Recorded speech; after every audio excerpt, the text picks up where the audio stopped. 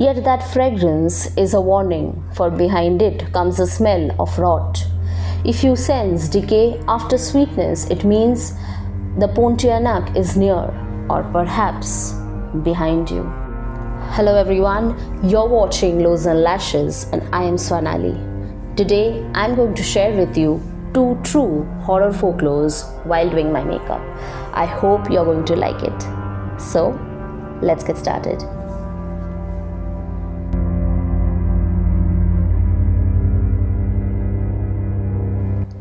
Under the heavy tropical moon of Malaysia and Indonesia, when the banana leaves whisper and the night hums with insects, locals believe a spirit walks unseen. She is called the Pontianak, born from the Malay word Perempuan Mati Beranak, meaning the woman who died in childbirth. Her story began centuries ago, whispered through the islands and rivers of the Malay archipelago. They say she was once beautiful, gentle, loved, until her life ended in blood and agony.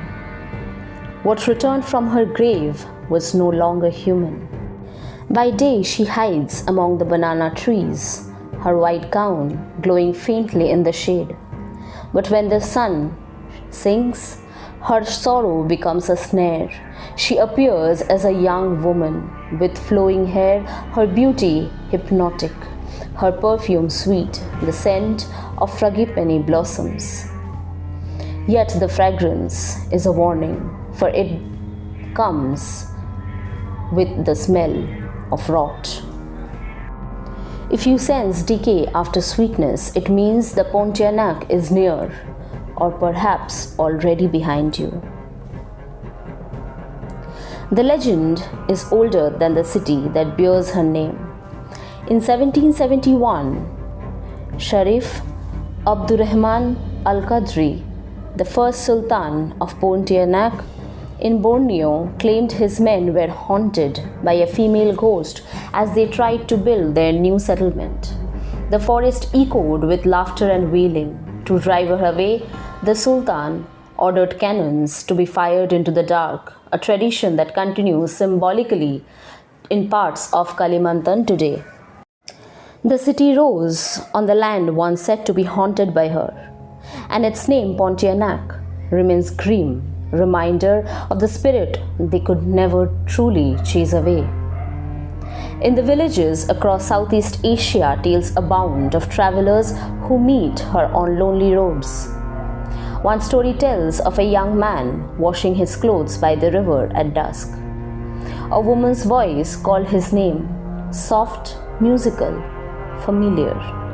When he turned, she stood beneath the trees, smiling. Her beauty froze him in place.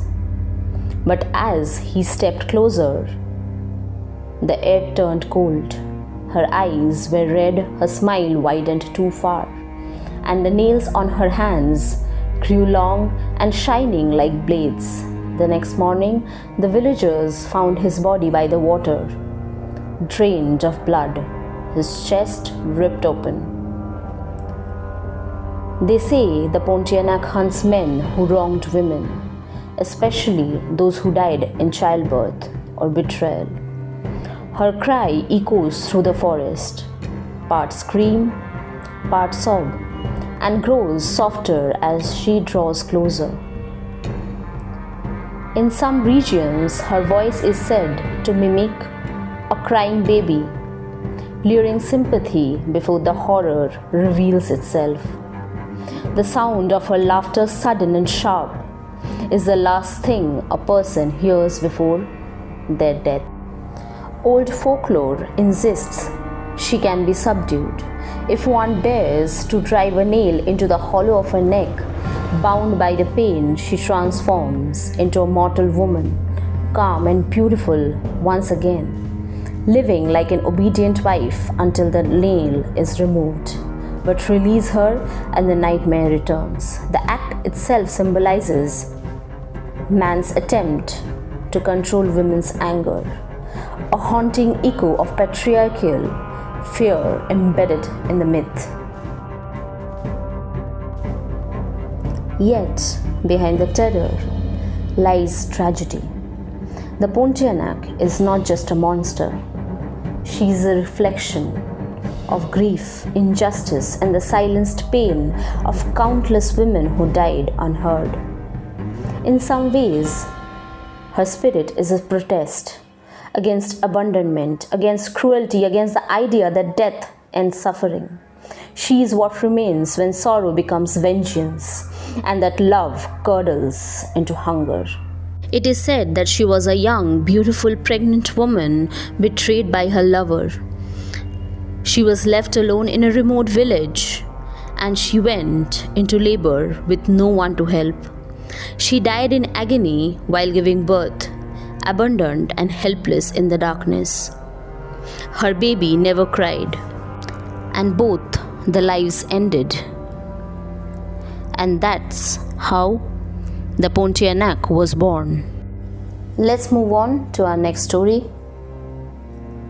The Lady of Raynham Hall. In the quiet countryside of Norfolk, England, stands a grand Georgian manor, Raynham Hall. Its oak staircases and gold leaf frames whisper centuries of nobility and decay. But beneath that beauty lies a legend, one that began in the 1700s with the woman named Lady Dorothy Walpole. She was elegance incarnate, sister to Robert Walpole, Britain's first Prime Minister, and a prisoner in her own home. Dorothy's life was bound in scandal.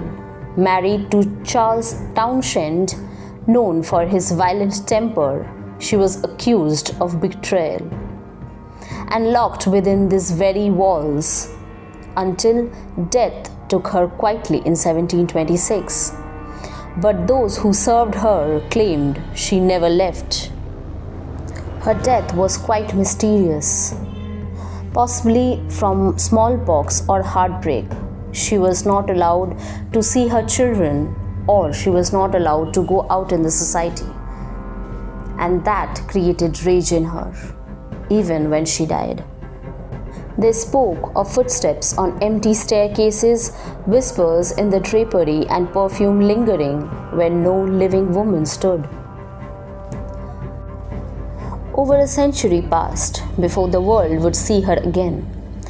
It was 1835, a December night, when Colonel Loftus, a guest at Raynham Hall, reported seeing a woman in brown satin wandering the corridor. Her face glowed faintly until she turned. What he saw froze his blood. Two black hollows where eyes should have been. He fled before dawn.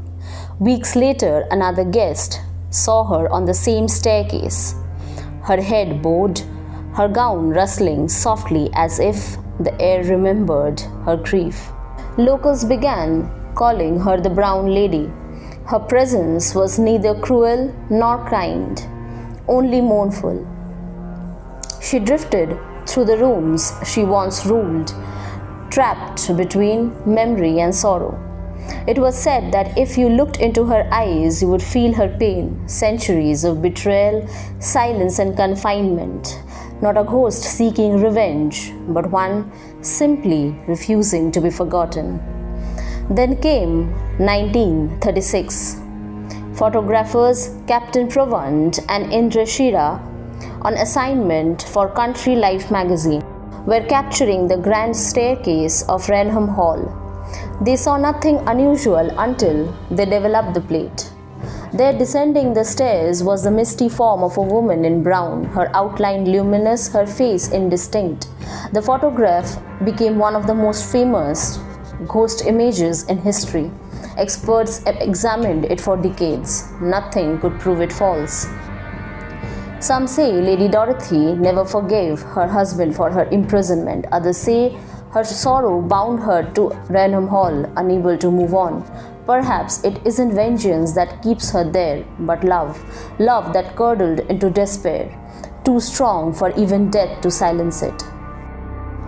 Her ghost is said to appear only to those who doubt, as if to remind them that history breathes still. The chill of her passing drops the air to ice, candles tremble, and the scent of old perfume drifts by. Those who see her never forget the gown, brown silk fading into the air, eyes empty yet pleading. It's not terror she brings, but sorrow too deep for the grave. So, if you ever visit the halls of Norfolk, always remember Lady Dorothy Walpole, the Lady of Raynham Hall, forever descending the stairs, forever searching for the peace the history denied her. So guys, that was the story of Miss Dorothy of the Raynham Hall. And both the stories very clearly signify how women were treated in the past. That was all for today. I hope you liked it. Stay safe. Good night.